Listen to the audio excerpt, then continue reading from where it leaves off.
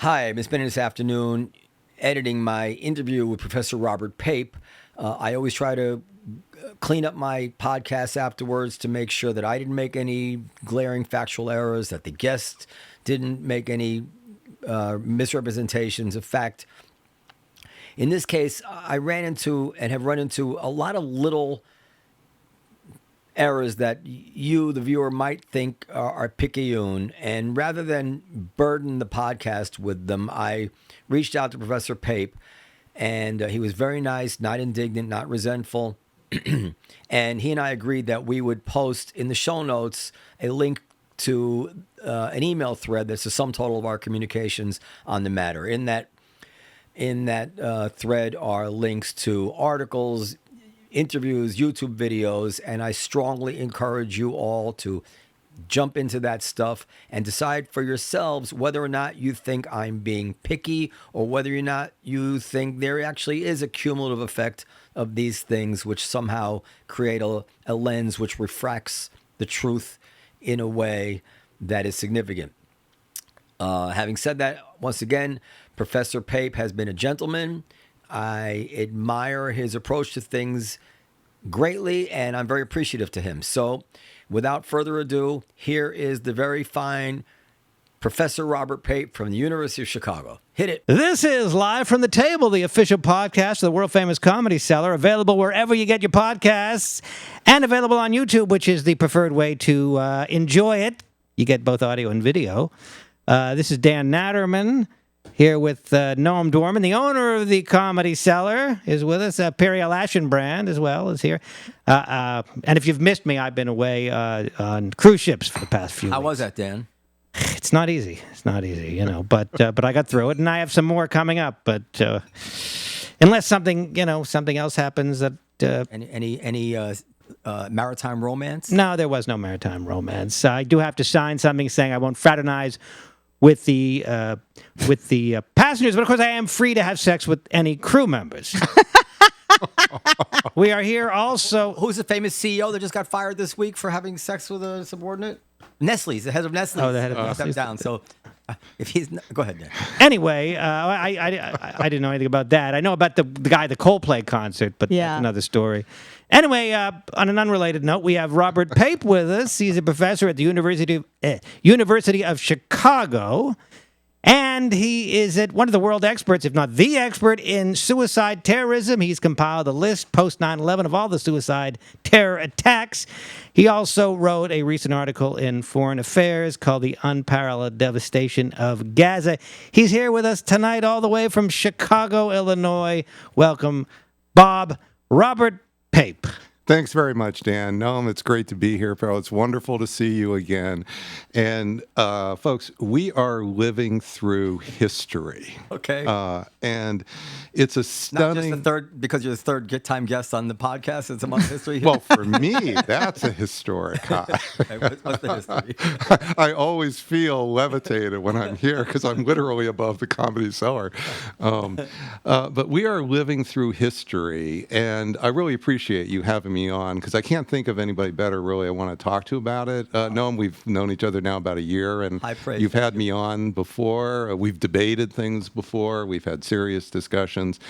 And the reason I say we're living through history is I'm talking about Israel. And I'm talking about Israel is passing historic thresholds of civilian punishment in Gaza. And this is now knocking on the historic door of undermining the moral case for Israel. And that's really what I want to talk to you about. Okay, well, and that's go ahead. That's if just in the last month, what we're seeing is Israel passed these historic thresholds, which I'm going to go through in detail later. But what is that doing to Israel's support?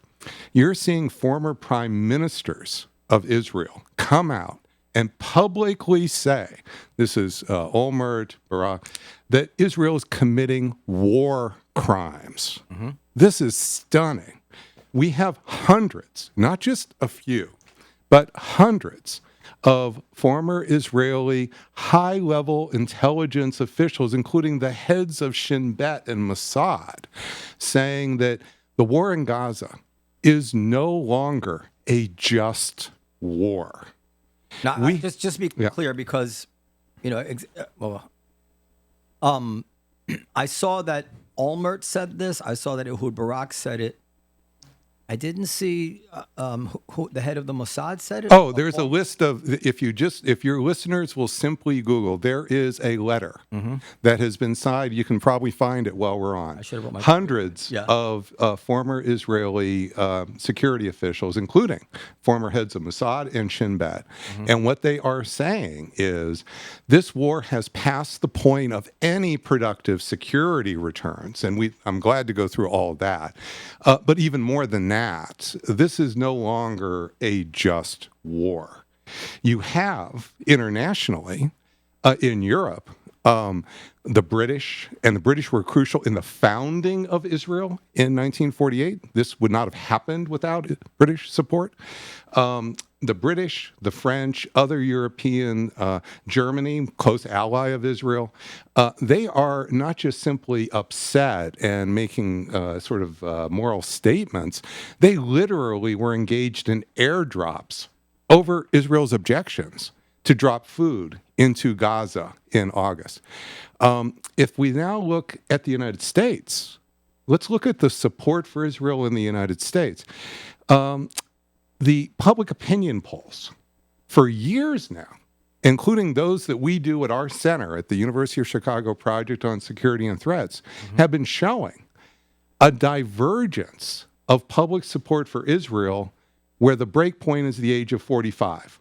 Right. If you're under the age of 40, I don't mean in your 20s. I don't mean you're in college. I mean if you're under the age of 45, about half the population is opposed to Israel. That is, they're anti-Zionist. Over the age of 45, they're still in favor. Is that the same thing, anti-Zionists being opposed to Israel in the war? They're opposed to Israel. They're opposed to what Israel's been doing. They're opposed to Israel existing? They're opposed to Israel's military treatment, the treatment of the Palestinians, whether Israel is actually operating out of its own self-defense or whether it's operating... This is post-October 7th, or this is just in general, it's opposed to Israel existing? Yeah, these public opinion polls... If you go back, and again, this is all Googleable, so everything can be fact-checked. If you go back, you will see that for about 5 years now, this has been reported in various New York Times op-eds and so forth, you will see that there's been a steady finding that the younger generation, and by that, don't think college kid, 18 years old, sort of surrounded by liberal progressive faculty. It's really the younger generation have been increasingly moving against the support of Israel and Israel's behavior as a state. I don't mean Jewish people. We're talking about the state of Israel.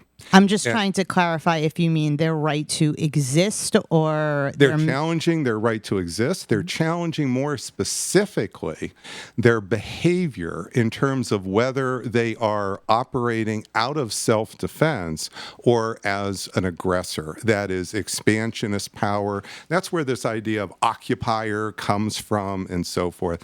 And the opinion polls have been getting worse in recent years. So it's true. It's worse after October 7th. That was almost 2 years ago now. Right. But they were getting worse before October 7th. So October 7th is coming on the heels of a trend. There's another element of American support that specifically opened up just in the last few months. And that is you are now seeing among a powerful portion of Donald Trump's support base, that is Tucker Carlson, Charlie Kirk, you are seeing podcast after podcast that are essentially anti-Zionist. Well, Kirk is he not... Charlie Kirk is very pro-Israel, is he not? If you just listen to the podcast he just had last week, where he brings on because Charlie Kirk specializes in essentially 20-year-olds, because he basically is the one of the key people who built the base for Donald Trump among the 20-year-olds. If you just go and listen to this most recent podcast, literally in the last 5 days, you are going to hear a detailed discussion about why, with Charlie Kirk and these undergraduates, why the funding of Israel should stop. So this is not. Wait, Kirk himself came down on the side of stopping funding. I don't want to put words in his mouth. So let me get. First of all, I don't want to actually go so far as put words in his mouth. But if your listeners will go and simply pay attention to this, you will see extended conversation about whether Israel should be, quote, treated as a normal country, not receiving the $4 billion a year in aid, whether this should stop now, whether this has been going on for way too long. And you're going to see that far from shutting it down, he's actually continuing the conversation. I want to be careful, because I don't want Charlie Kirk calling me up and say, "Oh, Professor Pape, you put one word in my mouth too far." That's not the way to think about it. But let's just go to beyond Charlie Kirk. You've had Tucker Carlson with Marjorie Taylor Greene, just also in the last month, long, extended, detailed podcast talking about how Israel's committing genocide. How Israel, and that's a word, Noam, I don't use in that piece. So Israel's committing genocide. They're talking about how Israel, the United States is now basically going too far down the road of what Israel wants, as opposed to what America first should actually be. Can I stop? And so my point is, so what you are seeing is the erosion of the moral case for Israel, not just in the normal places we're used to seeing things like that, but it's now happening in places that are really central to Israel's future support. And that's the wake-up call that I think really, that's the bell that needs to be rung. All right. So obviously I'm aware of this, although I wish you would let me know about you want to address this letter, because I can't find the letter. I've been looking as you. I can't find the actual text of the letter. I saw the article about it. Well, okay. No, but it's important to know what the letter says. I'll see if we can find it. Does the letter say that? I don't know what it says, because what I have heard is not what I wanted to address right now. What I have heard is people saying what you said is that the war has achieved its aims. Israel's security concerns have been addressed. This is what Gallant had said. So,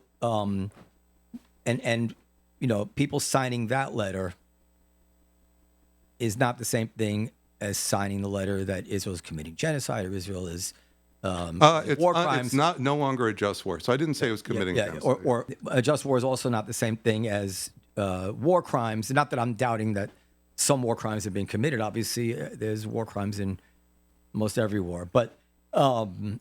I think that because of what you're saying, it would be helpful to be extremely precise about what words we're going to put in the mouths of 500 Israeli officials. So not having that at my disposal, I want to first just tease some of this out, because some of this is disturbing to me for a different reason.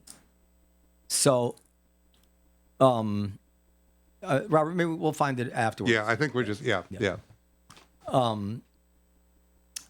I could imagine a scenario where affirmative action loses its favor with the academics, and then people like David Duke and, known racists pile on, and I'd be very uncomfortable to use them as to illustrate a critical mass. So everybody's had it. Even David Duke has had it.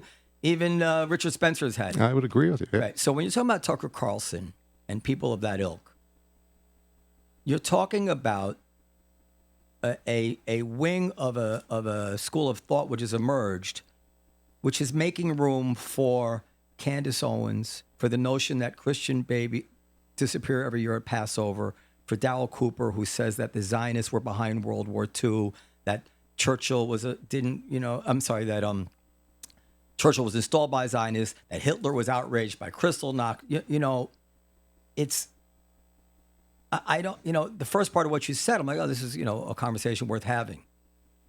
But when you bring in people like Tucker Carlson, I viscerally get upset about it.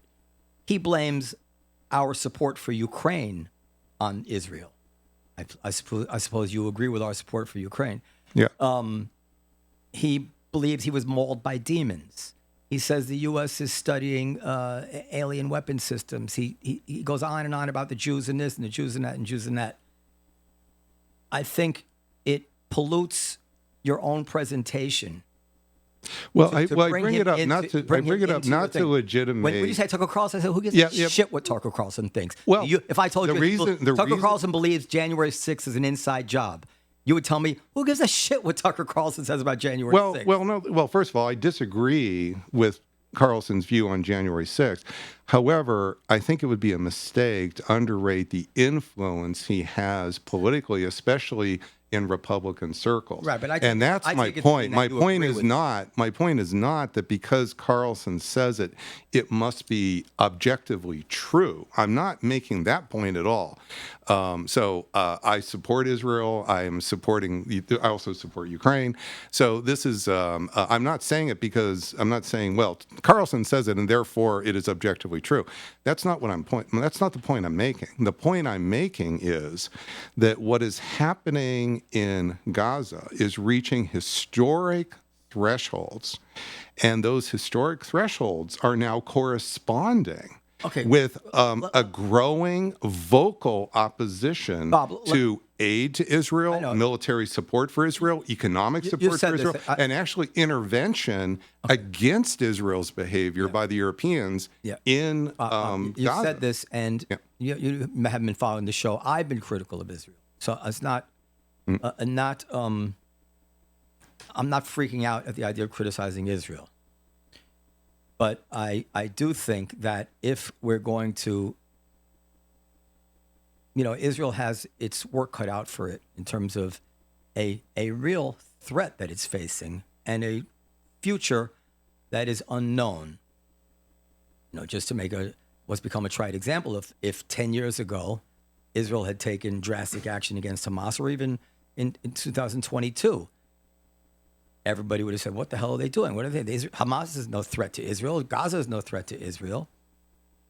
But, they would have been right to have taken stronger action against Hamas, and they would have never been able to prove that they were right. When they start to lose people like Tucker Carlson and things like that, it's really not, it can't be relevant to the consideration of whether Israel is, this is what you're doing. When you say that 500 former, we say 500, hundreds of former Israeli officials, former Shin Bet, this is presenting a very powerful case, like concessions against interest, admissions against interest. These are people, patriots of Israel, saying what we're doing is wrong. So anybody who's pro-Israel has to stop and think, oh, what's going on here if we're losing the people who care about the country most of all? I would just suggest to mix in the people who also hate the country and, embrace the worst anti-Semites out there undermines the case. You'll know the audience better than I will, and there is no doubt about it. But as an intellectual matter, I'm not fighting for Carlson's legitimacy. You're trying to say it's widespread. I'm saying it's reaching to big part of the Trump base. Israel has to concern itself with it. Absolutely, it does as a practical matter. But if Israel's doing the right thing by the people who care, the moral people who care about its survival, and Tucker Carlson was complaining, and the whole United States of America turns against it, then Israel may just have to do what it has to do. In the end, the heart of this conversation has to be about whether Israel is doing the right thing or not. And we agree on that 100%. And if America turns against Israel despite it's doing the right thing, and I'm going to make an analogy in 1 second, then have to do that. But Tucker Carlson, I don't know, I have a visceral reaction to it. There was something I heard yesterday, and then we'll get into the nuts and bolts. Malcolm Gladwell says, I have to admit, it's ridiculous to let trans women compete in female sports. And he says, I have to admit, I was cowed. I was so intimidated by the world I was living in at the time that I went and I said that, even though it was in retrospect, it clearly wasn't right. Now, he didn't actually say to my ear whether or not he believed it at the time, but he was acknowledging that the psychological gravity that came down on him caused that. It was a particular moment which has passed.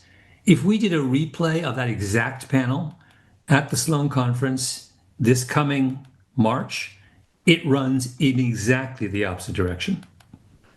And it would be, I suspect, near unanimity in the room that trans athletes have no place in the female category. I don't think there's any question. I just think it was a strange. The reason I'm ashamed of my performance at that panel because I share your position 100%, and I was cowed. The idea of saying anything on this issue, I was I believe in retrospect, in a dishonest way. I was objective in a dishonest way. I let a lot of howlers pass. Well, I think there's all of these arguments are embedded in larger social and cultural trends, right? This was never really an argument about sports. This was a much, much larger argument about a political argument, a cultural argument. And I think that those cultural winds have clearly shifted that kind of. And this is part of my concern with Israel, because I'm feeling it too. There's such pressure here at this point to go in the direction that you're describing. And then maybe for all intents and purposes, for all practical matters, Israel needs to accede to that because it has other fish to fry. It needs to support the United States. It might need the aid. It needs someone to turn to. And it may have to, as I said, give in to that pressure and wait to fight another day. But no matter what, someone has to explain to me how Israel is going to survive 10 years from now next door to a Hamas, which is going to beat its chest with victory. We're still standing. You didn't beat us. We're going to do October 7th again, the first chance we get. And by the way, you saw what happened in Ukraine with 1,000 drones that, how much they were, $800 each or whatever it is. We're going to do that to Israel. And Israel's point of view, and by the way, Omer Bartov, this last thing, Omer Bartov was on the show. He's the genocide scholar who said that Israel's committing genocide. I asked him, because I used his own words. I said, does Israel need to defeat Hamas? You know what he said to me? Yes. You say Hitler could not have said it better. These people must be taken at their word.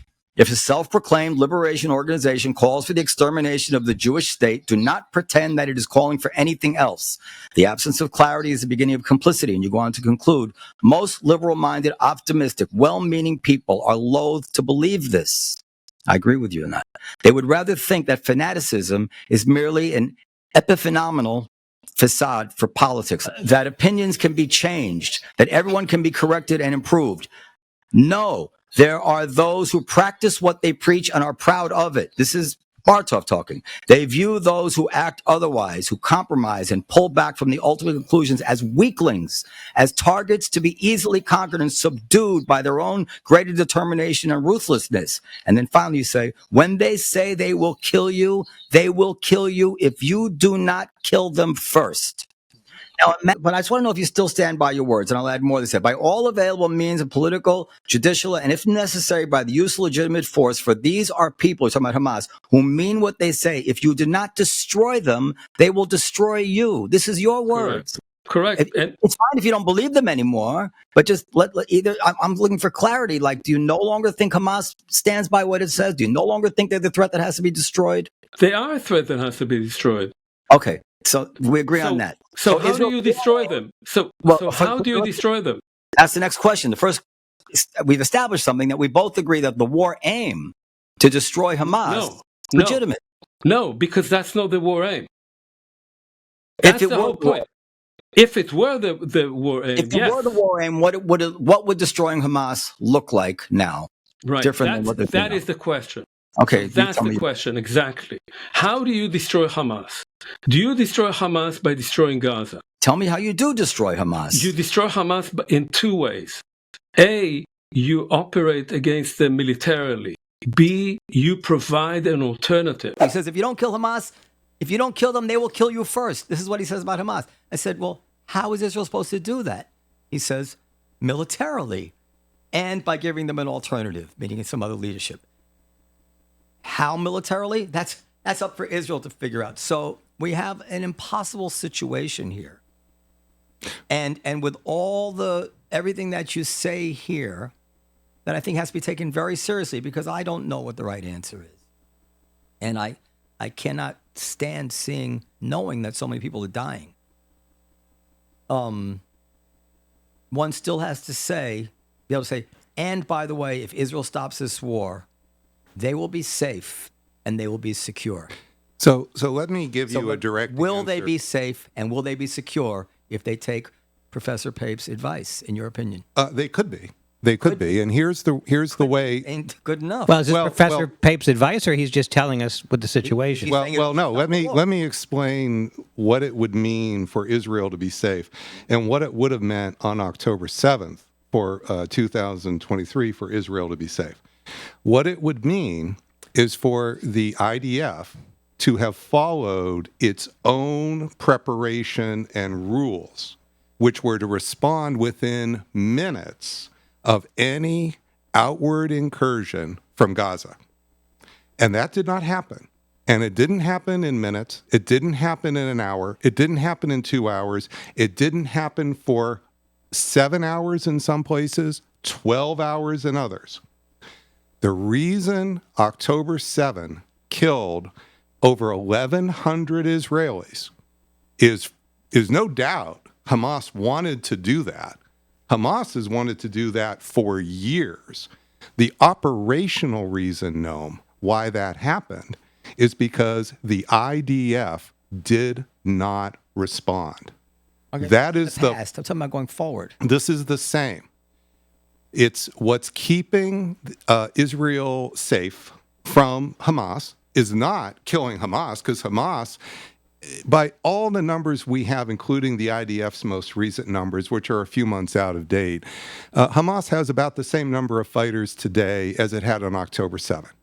So this is what American intelligence is reporting. This is what the IDF intelligence is reporting. So we basically don't have identical estimates, but pretty close to identical estimates. So what's happened in the last 2 years is, yes, Israel has killed some 10, 12,000 Hamas fighters, something like that. Most people, that is the Israeli intelligence and U.S. intelligence, agree on that. But at the same time, somewhere between 10 to 15,000 new Hamas fighters have been recruited. So somewhere around, Hamas today has somewhere around 23,000 fighters, something like that number. Okay. It had about 20. Well, but I'm trying to explain to you, what would it take to be secure? What it takes is the IDF to protect Israel from Hamas going into Israel, greater Israel, into those settlements. That is what the IDF's doing that right now, and they could do that whether they're inside Gaza, they can do that from the perimeter of Gaza. They will have to do that. If they move the entire population of Gaza to the Sinai, they will have to form a line, a defensive barrier, to defend Israel from. So it's the defensive barrier that is the ultimate guarantor of Israel from Hamas. So let me get in there. And then I found the letter I can read. Well, except for missile attacks. Well, but those are Israel can use the Iron Dome. They can do they can't completely stop that. But the point is that you say, what is the thing that's really threatening Israel's existence? It was that October 7 and that attack on October 7. And Dan, what made that attack so deadly was not that Hamas suddenly woke up one day and say, oh, hey, we'd like to do an attack like this. What made that attack so deadly is the IDF did not show up for many hours, and that's what allowed the butchery to take place unimpeded. Okay. First of all, that gets to Dan's point. First of all, the idea of intelligence failures and not showing up. This happens periodically in every country in the world, and Israel can't bet everything on the idea that they will never fail. They'll never drop the ball. They'll never miss some intelligence. Number one. Number two, Dan is right. The rockets go in and go in and go in and go in, and Israel is living their lives in and out of bomb shelters in a way that you would not allow your country to impose on you. If we in New York were constantly in and out of bomb shelters, we would not tolerate it, and we'd expect the American president to do whatever it has to do to stop it. We can't go on this way forever, especially as technology improves and improves and improves. And as I already said, Ukraine inflicted tremendous damage on Russia with these cheap dime store drones. They just swarmed Russia, one of the most powerful countries in the world, and Russia was helpless to stop it. So, having said all that, I've been asking people a question lately, which is, over the last 10 years, we heard that, or 15 years, we've heard these horrible stories about this Israeli blockade of Gaza. It was an outdoor prison. Israel's not letting anything in, anything out, and it's terribly unjust. And my point has been, okay, well, if you want to stop the war now that we know that that blockade was not nearly strong enough, that actually, here they are 2 years later, they can still muster a rocket from time to time. They have bullets. They have everything that apparently Israel was keeping out. Will people like Professor Pape support Israel in the draconian blockade that Israel is going to have to impose on these people in order for it to achieve what it is that you're saying they will be able to achieve by locking up Gaza? You are telling me that what Israel has to do is really create an outdoor prison in Gaza, really make sure that not a friggin' thing goes in there, and that's how they'll be secure. And you know very well that the people that you're talking about now that are not supporting Israel, they're not going to support that. We're going to see pictures every day of this horrible siege of Gaza. That's, if you're going to leave Hamas in charge, have no illusions about what that's going to look like if Israel, as you say, is going to keep itself secure, as you claim they have a right to. So hold it. So first of all, I'm telling you in detail. Explain it to me. So I'm saying number one is defense. Okay, absolutely. That didn't work. Hold it. Impenetrable defense. And the idea... Describe impenetrable. No. Impenetrable. What does impenetrable mean? Impenetrable means the IDF follows its rules. It responds within minutes to an incursion, which they are monitoring so you say rockets every are okay second. With you. Rockets are okay with you. No. Number two. Do they have a right to zero rockets? No, hold it. Do they have a right to zero I'm giving you the plan. Yeah, but number one is the impenetrable defense. Defense is job one. Number two is you do selective military attacks to attack Hamas leaders and cadre directly, but surgically. They killed all Hamas leaders. Another one pops up. No, kill them surgically and selectively. Doesn't stop anything. And number three is you allow there to be a growth of an alternative to Hamas inside of Gaza and inside of the Palestinians. Those are the three principles of assuring Israel's security going forward. Now, let's put that against the alternative plan. There's an alternative plan, which is exterminate or kill large numbers of Palestinians. You're changing the subject now. If that is the two choices, the one I laid out is by far Israel's best bet. Okay, but let's stick to this one. So you know the old Steve Martin routine? I'm going to get it wrong. But like, it says, you can be a millionaire and not pay taxes. You can be a millionaire, and not pay taxes. He says, first, get $1 million. Then, don't pay taxes. You can be Israel and be perfectly secure. First, make your defenses impenetrable. Then, don't let Hamas... Like, yeah, that's great. Wouldn't that be great if Israel could make the defenses impenetrable? They've learned that they can't make their defenses impenetrable, and when the world sees what it looks like to try to make their defenses impenetrable, the world chokes on it. They're disgusted by it, and it is horrible to look at. So, how are you and I can say this because our kids are not going in and out of bomb shelters, and Israel can say, you know what? This is without regard to war crimes. That's another matter. But assuming these are all legal military targets, and assuming Israel can say, you know what? Even if we lose the support of the world, we have the right not to live this way anymore. And by the way, it could stop tomorrow because all that has to happen is they have to say, okay, Israel, no more. We want peace.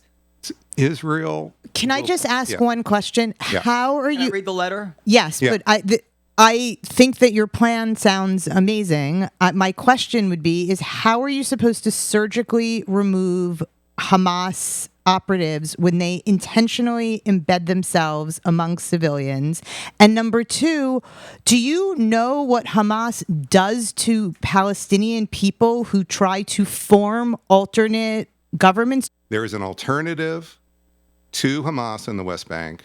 That alternative works with Israel. That alternative helps Israel basically detain, kill Hamas fighters, leaders in the West Bank. And what you are seeing is what's occurring in Gaza is now starting to be so bad that it's starting to break that relationship in the West Bank. So that there was a model here. That model, I'm not saying was perfect. I'm not saying it's wonderful. But the idea that there was no possible model here and that what is occurring now is going to be better for Israel's security, I think is just not the case. And I'm coming at this not because I'm saying Israel should go away. I'm saying that there's no perfect 100% security, okay? And the reason for that is because Israel is fundamentally 7 million Jews surrounded by hundreds of Muslims who hate it. Millions of Muslims. Hundreds of millions. Hundreds of millions of Muslims who hate it. So this is 7 million, okay, surrounded by this. There's no doubt about that. So Israel, more than the United States, has to be super smart about how it moves forward because Israel is a tiny country of 7 million. It depends critically on the trade with the EU. If the EU were to cut off all trade, I don't mean military support, I mean all trade, that's virtually 10% of Israel's economy gone forever. Okay. So these are the risks that Israel is running. I'm not saying that Israel doesn't have the right to make its own decisions. I'm here because I'm trying to advocate to the people who care the most about Israel in the country, I believe. And I'm doing it from a place of wanting Israel to be there 10 years from now, that this is not going in the right direction. This is going, in fact, in a negative direction pretty quickly. And the big operation that's about to come could push it over the edge. Make it basically irreversible what's happening to the moral case for Israel. Okay. That's why this is so critical right now. If it's irreversible, it's already irreversible. No. I don't believe. Okay. I don't think that's right. No, it's really horrible right now. But you go forward beyond killing 5% of the Palestinian population. It's 5% right now. That becomes 10%, 15%. No, I hear you. Now this is going down, not just in history as the worst sort of civilian punishment by a democracy. This will be in the realms of the worst of the worst. All right. There is also, I want to read the letter. Yeah. I'll say two things. Now, first of all, part of the story is that the world really failed to, and it's just post facto observation. It's not going to change anything. It's not going to undo what you're saying and what you're describing may be real, although irreversible is always, things are never as irreversible as we think. But the world failed to unite against Hamas as it ought to have in terms of expressing how unacceptable it was for Hamas to keep its civilians in harm's way, not wear uniforms, commit all the war crimes that it committed which were designed to have their civilians killed, as we know from Sinwar's communication. And international law, is actually on Israel's side for most of this, meaning that it is on Hamas if they create legitimate targets around their civilians. As we've said before on this podcast, when Britain knew that the Blitz was coming, they evacuated 1.5 million people in a matter of a week or something. Hamas told all its people to stay in place. And if they had not told their people to stay in place, you'd be not here criticizing Israel. And somewhere that has been lost in the shuffle. That was a very important point of the conversation a year and a half ago. Yes, I just said that. What's happening is Bob, we're moving. I actually prefaced by saying that it's a post facto observation. Okay, then I'm just agreeing with you. Yeah. But it is still a mark of shame on the people who did that and who were sanctimonious now. Really? Okay, now here's the letter. Now listen, you and I have become friends, but we, on the podcast, there was no holds barred. We say what's on my mind.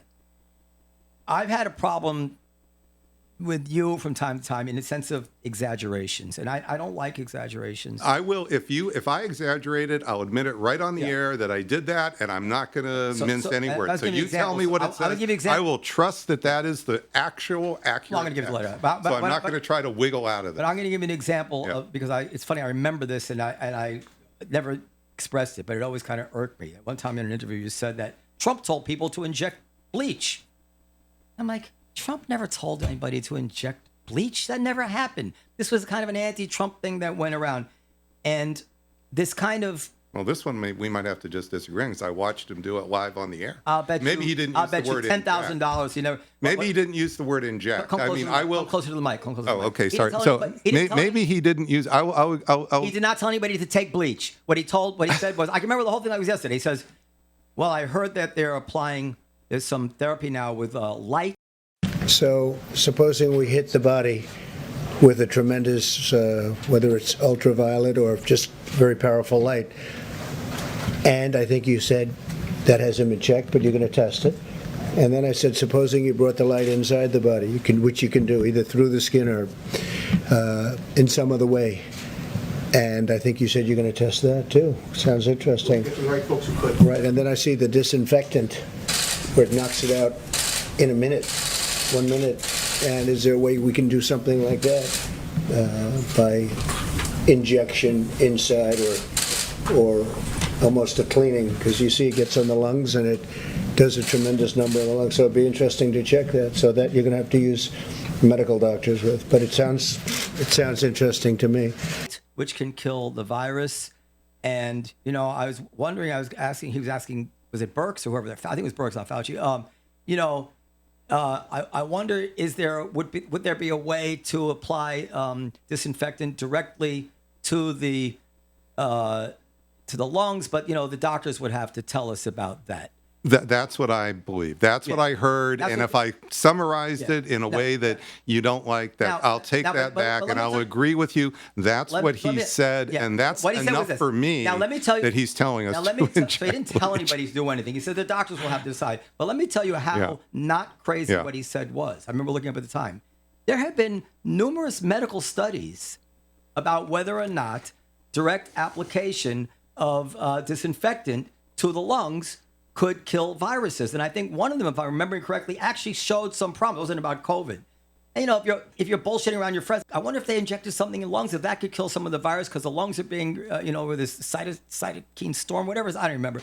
And so I said, now, of course, the President of the United States should not be out there from the seat of his pants saying such nonsense. And he should understand how people can misinterpret him and how his enemies will weaponize it. So then how are we disagreeing if you don't think he should be saying this? I still don't quite get it. Because thinking he shouldn't have said it, because he should have known that people quite often will, in bad faith, twist his words. And he can come right back on the next day, because he was on almost every single day at this point in time. So he could just take it back the next day. There's a certain ethic that I think someone like me, someone like you, people who have an audience have to have about never, ever, ever exaggerating facts. Never, ever, ever.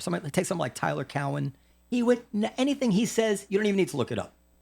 So anyway, so here's the letter. And I'm agreeing. No, let me just say on principle, I am agreeing with you, and I'm saying that, okay, you don't like that I said that about Trump, but we're agreeing on the facts. Here, I'm holding my own. But here on the letter, I'm just telling you, if I've exaggerated that letter, I'm just going to admit that that's not quite right. But that's not. Admit it. But if I didn't take the time to look it up, it goes into the bloodstream to inflame the very people you're lamenting. Well, let's see what it. Okay, let's see what it. So you talk about unjust let's see what it says. War crimes. Let's see what it says. Dear Mr. President, it's a letter to Trump, right? Okay. Mr. President, I write you on behalf of the over 550 members of Commanders for Israel Security, CIS, all former senior officers of the IDF, Mossad, Shin Bet, Police, NSC, and Foreign Service. We wish to urge you to leverage your upcoming meeting with Prime Minister Netanyahu to realize your vision, end the Gaza war, bring all the hostages home, and end the death and suffering of innocents, launch a Hamas-free mourning after... Death and suffering of innocents. So let's just slow down a little bit. Yeah. And the death and suffering of innocents. He doesn't mean death and suffering of innocents. They're talking about... Should we pause here and list a war that didn't have death and suffering of innocents? I'm just pointing out that they are calling attention to death and suffering of innocents. Yes. So if we're going to park... They're also pointing out bringing the hostages. Well, that's another point, too. I'm not disagreeing they're adding that. But the death and suffering of the innocents are the Palestinians. What they're going to say here... Well, let's finish that with saying that. The death and suffering of innocents is not accusation of a war crime. Launch a Hamas-free morning after for this trip and pave the way for new regional security coalition that includes Israel. Mr. President, you create this historic opportunity. Please don't let it slip away. Your approach is supported by over 70% of the Israeli public. Likewise, the IDF chief of staff has concluded that the IDF has attained all that can be accomplished by military force and that it's time to leverage its achievements through diplomacy. Indeed, it is our professional judgment as well that the IDF has long accomplished its dual mission of dismantling Hamas governance and essentially destroying its military capabilities. Hamas no longer poses a strategic threat to Israel. And as demonstrated this year on multiple fronts, not least in Lebanon and Iran, Israel possesses overwhelming power and ability to neutralize any threat that might arise from Gaza in the future.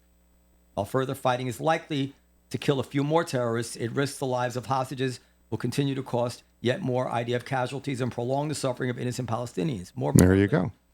More broadly, it is likely to cause a loss of momentum in leveraging military achievements in Gaza, Lebanon, Iran, blah, blah, there blah. you go. Furthermore, okay, I'm reading here to find accusation of war crime or unjust. Well, okay. I'm going to look if the words these are close enough, and there's other former military security officials who are using the word, including Prime Minister's war crime. So if in fact the word war crime doesn't exist there, Noam, I will admit that. Furthermore, right off the bat. But if you listen to the substance of what you're saying, it is 99% what we are talking. Let me read one more paragraph, then I'll tell you what I think this is saying. Furthermore, it is also the professional judgment of the hundreds of CIS retired generals that a partial and staggered hostage deal and a limited ceasefire entail the same risks to the lives of remaining hostages, to IDF soldiers, and to innocent Palestinians, and will most likely lead to renewed fighting, all while reducing prospects for expanding the Abraham Accords and forging a regional alliance that includes Israel. I just want to just scan this to make sure there's a few more paragraphs, but they're basically...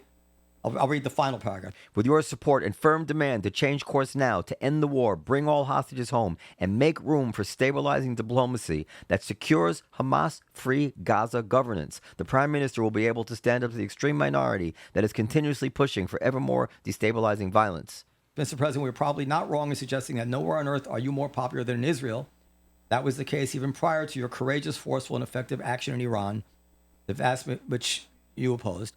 The vast Israeli majority now awaits your similarly decisive decision and assertive leadership to bring this war to an end, the hostages home, and start creating a new, bright, and stable future. So how I read this letter is, these people are saying, we're probably not going to be able to achieve our objective. Maybe they're saying, sotto voce, is that saying? They're saying, we're losing the world's support here. That's what they're saying, because of the suffering of the Palestinians. Israel is very important to always say. Israel is psychologically overwrought and distraught by the plight of these hostages. And these military people think that should be the priority right now. And yes, if you can't accomplish your goals, and I said this on fucking day one about it said if it turns out that Israel kills all these people and they have nothing to show for it, remember me saying that will be too awful to contemplate. So what they're saying reverberates with me, that if they're right, because there are people similarly credentialed who disagree after all, but if they are right that all the more deaths that happen from this day on will be in vain, and Israel will find themselves in no better position after they kill another, God forbid, tens of thousands of Palestinians, innocent people, than before, Israel should stop the war. Yes. That is a mature position for a patriot military person to have about their country's strategy.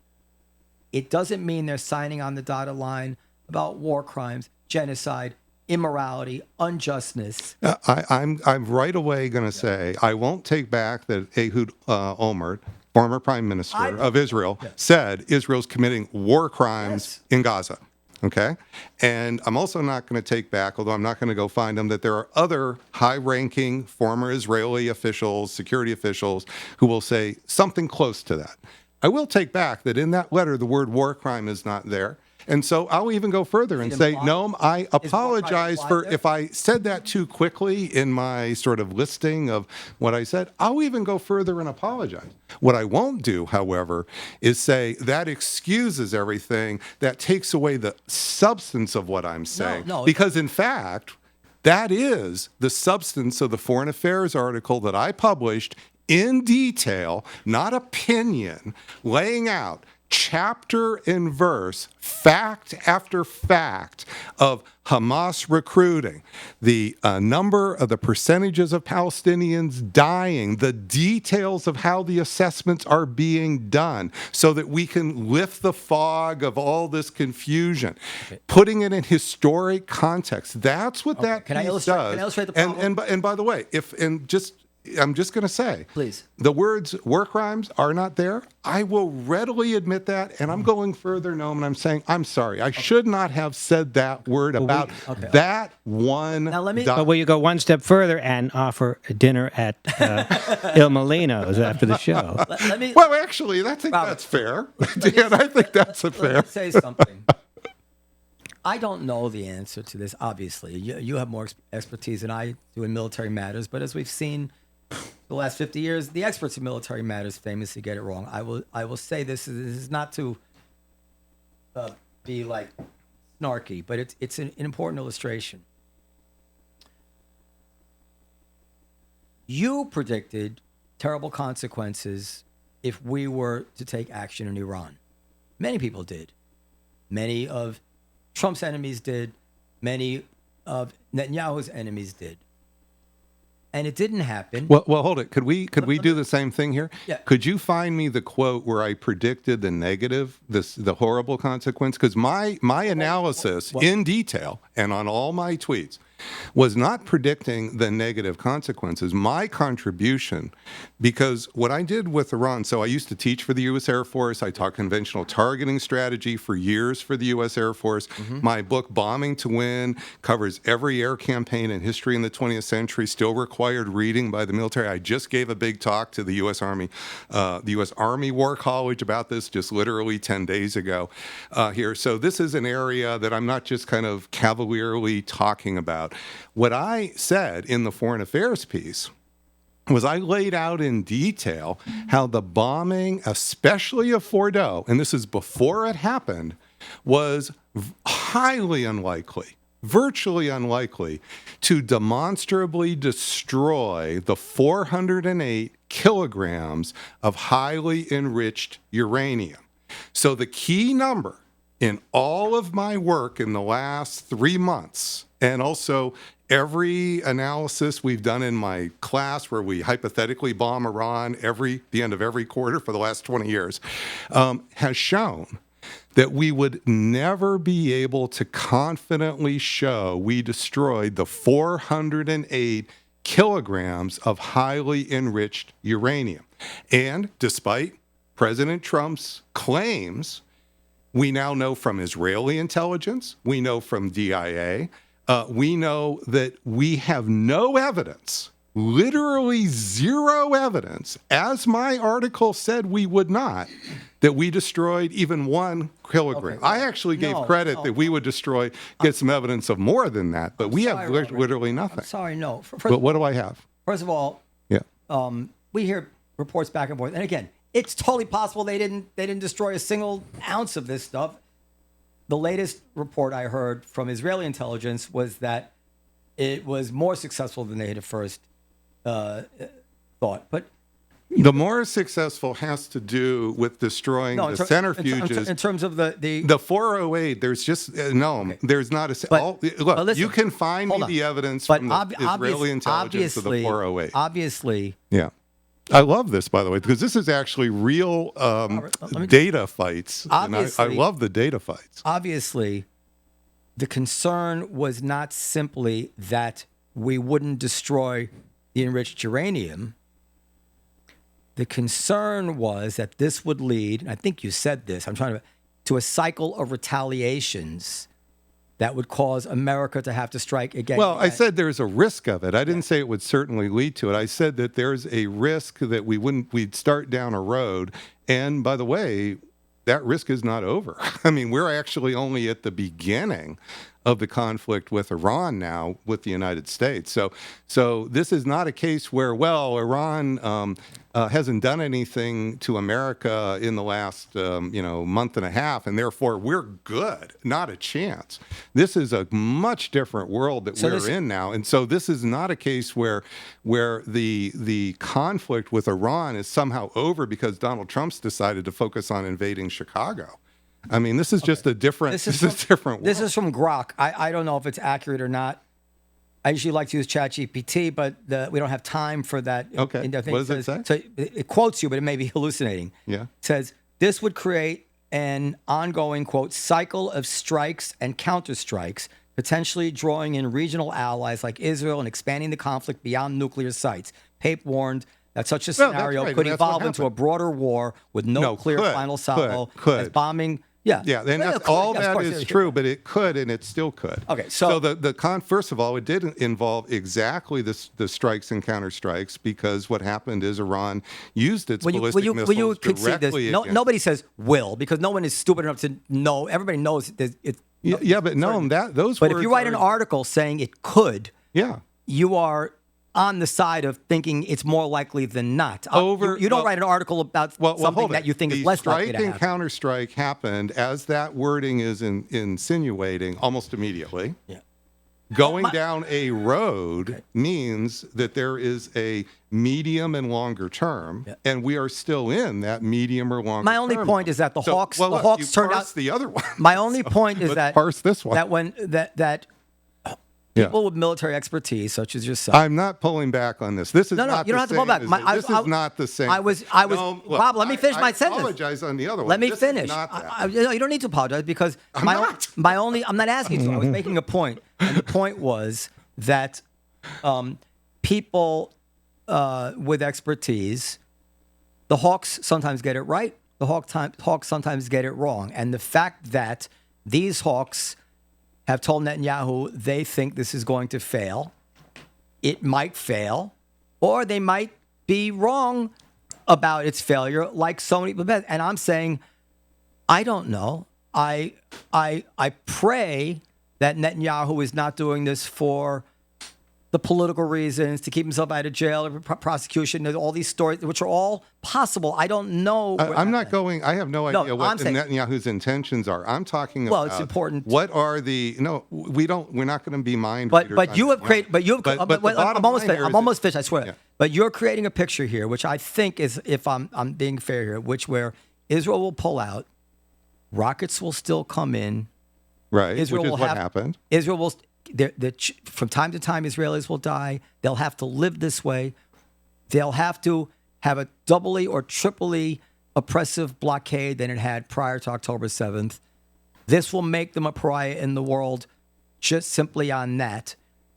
And that everything is about Israel. And yet the world can't muster any united disgust with Hamas or the Palestinian leadership that cannot bring itself to ever even say, yes, will recognize Israel's right to exist if they'll agree to certain border changes. The world was with Israel for almost the full 2 years now. Yeah. So the world was with Israel. It's not true that the world stood in Israel's way. This was Sinwar's It's not insight. true. I'm just saying Yeah. it's not true that the Europeans tried to physically intercede in what Israel was you're right. doing. These things have changed, and the reason it's changed is because the thresholds of death that are occurring in Gaza are reaching historic levels. That's not the reason it's changing. This is what's That's not the reason it's changing. I wish that were the reason it was changing. So because, what's your because these thresholds have been met by many countries many times. 1 million people have died in Russia, and it hasn't reached that threshold. So here I was sloppy and repeated something I had heard a number of times but had failed to look up.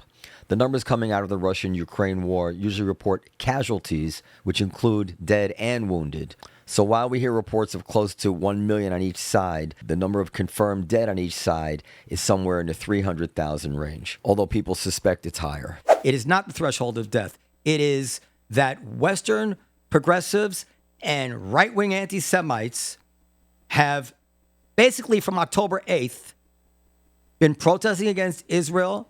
This has inflamed them. Please let me be clear here. The death is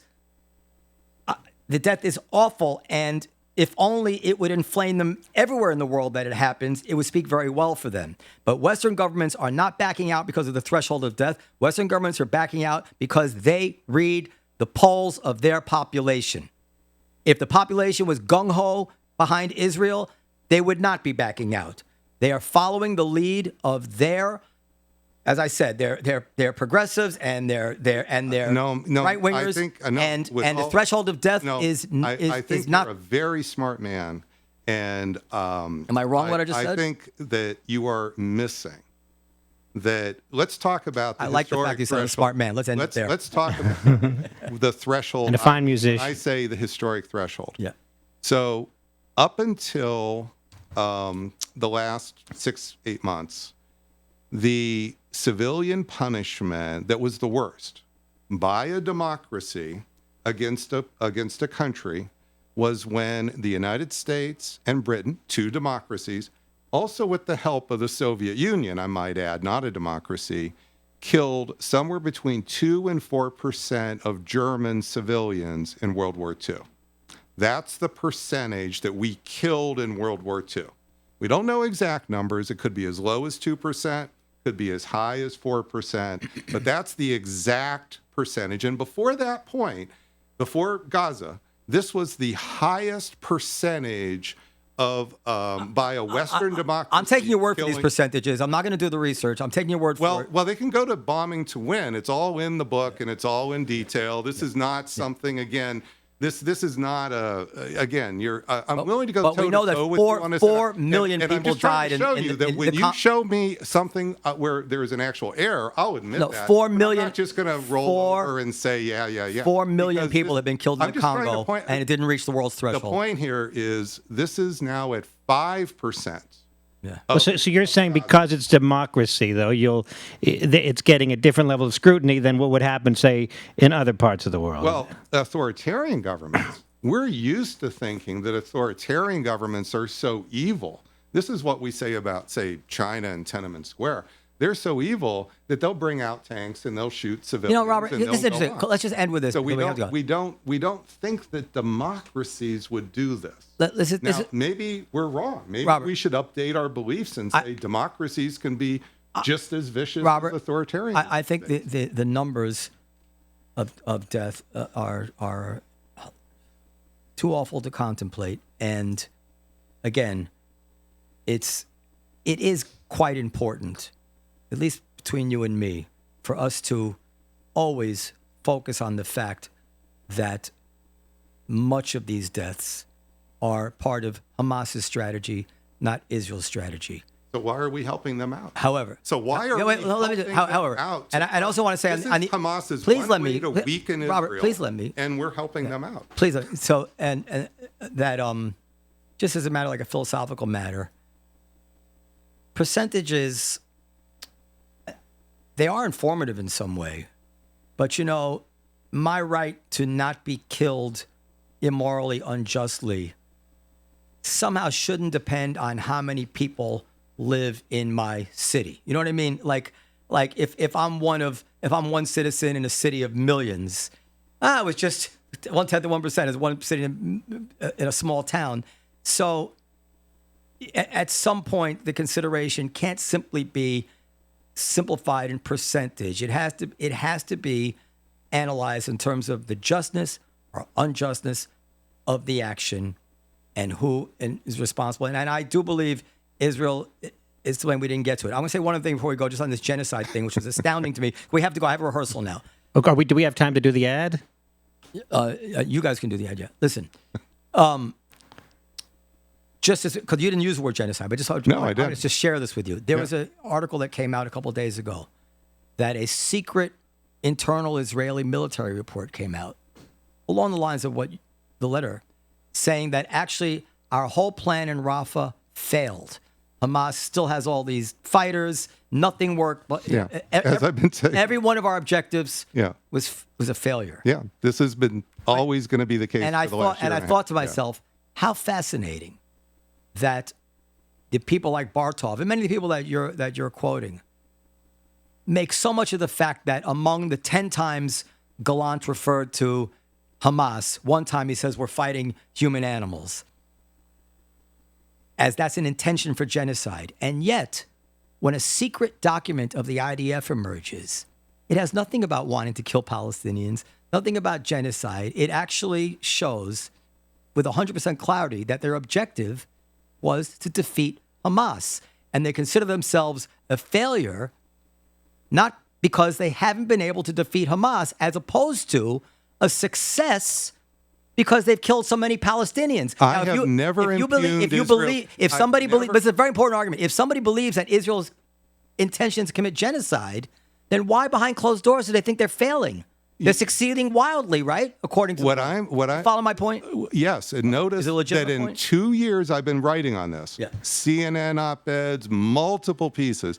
I've never impugned the intentions of the Israeli. But you won't dare write an article saying it's not genocide. No, hold it. Would you dare write an article saying it wasn't genocide? Well, I can. If you bring me back on, there's a whole bunch to say about that.